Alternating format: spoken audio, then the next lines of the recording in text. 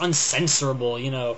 Someone, like, there have been things where certain companies, certain congressmen, certain people, whatever, have edited their own pages on Wikipedia to make themselves look better, and then, like, it just gets edited right back, you know, and wait till Wikipedia goes, like, distributed. You know, I don't think I have any plans for that, but someday it'll happen, basically. You know, where it's like a BitTorrent style thing, where it's not even on a central server, it's like everywhere, and it's like, you know, kind of like how open source works in the first place, I guess. And what are you gonna do? You know, people are trying to keep pace with this. There's the Great Firewall of China, for instance, trying to stifle everything. There's other people trying to use the internet to their advantage, which is okay unless, of course, you're evil. And yes, there are evil people trying to use the internet to make themselves look good, or trying to make their enemies look bad, or, you know. But this collective consciousness, I think, is really powerful. It's I don't know.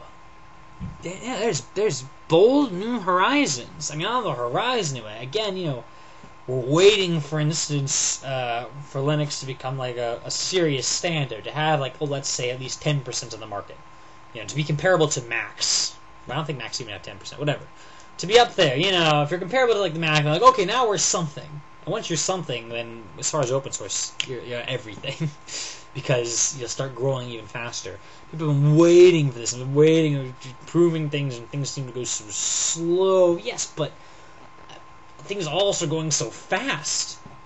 A lot of technology is going so fast. And here's this cool thing. A lot of people looking at increasing, you know, rapidly increasing technology, have in science fiction looked at various dystopian futures a lot of the time. Or futures, you know, where the society is the same, but the technology is different type of deal. Or usually the society is worse. And there's like some guy using awesome technology, using his army of robots, using his biochemical transmitters that float through the air, and, you know, using whatever, starts to just control everything. That's the whole 1984 deal, right? And Orwell was just saying that, you know, we're just going to develop this control, you know. And he wasn't specifically talking all the way about technology, but still, a lot of things that say technology just, you know, it ends up just controlling everybody. It ends up, you know, but the most effective technology, fundamentally, I think, this, you know, most technology we use right now is proprietary. This webcam was not invented by some open source hardware initiative, though if that said webcam exists in the world, I'd happy to buy it. Maybe it would work with my Ubuntu. But essentially, the open source thing, I believe, I could be wrong, I guess, is more effective.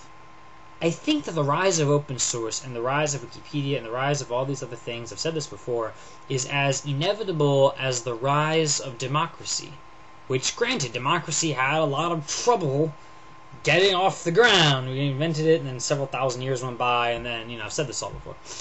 But in the last couple of centuries, bang! It sprouted up everywhere.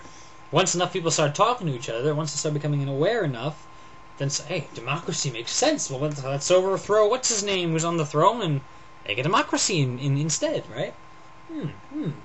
So now we have people starting to get more self-aware through the internet of, like, hey, we can write our own programs. We don't need anybody to do that. We can, you know, and then and the masses control it, and technology gives us more freedom. You know, I mean, I believe technology can do anything, right? It can do good things, it can do bad things, it can enrich our humanity or destroy our humanity, or whatever. But with the rise of open source, oh yes, I know it seems so slow, but I'm pretty sure it's going to speed up rise of open source. We see a technology that is free, encourages freedom, and therefore can hardly really harm anything. It's hard for something to control you, and you have full power to control it, and just edit the source code, and just make it do whatever you like. And everyone can make it do whatever they like, and then we all collectively make it better. I think. Very, very interesting stuff. A larger theme that I'm always coming back to with my E-Nation, with my, you know, the Undying Community video I just did, all these things. But, you know, I see real potential. And granted, as Buckminster Fuller said, whether to be utopia or oblivion will be a touch-and-go relay race to the very end. We could screw this up. We could, like, global warming, and that destroys half the Earth, or, nuclear disaster, heaven forbid, or, all sorts of bad things we could do.